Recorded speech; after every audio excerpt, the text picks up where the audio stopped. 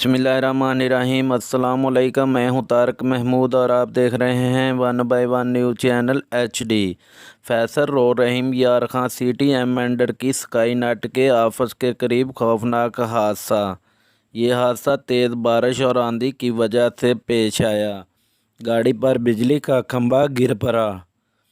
गाड़ी में 2 लोग सवार थे। लोगों ने अपनी मदद के तहत 2 नौजवानों को बगैर किसी नुकसान के बाहर निकाल लिया, जिससे दोनों की जान बच गई। बिजली बंद होने की सूरत में कोई जानी नुकसान नहीं हुआ, मगर गाड़ी बुरी तरह तबाह हो गई। मज़ीद खबरों के लिए देखते रहिएगा हमारा चैनल 1 बाय 1 न्यूज़ HD। ये फैसल रोड पे अभी गाड़ी गुजर रही थी, बिजली का खंभा गिरा है। 2 बंदे बेचारे अंदर आए हुए, हमारे चैनल को सब्सक्राइब करें और साथ ही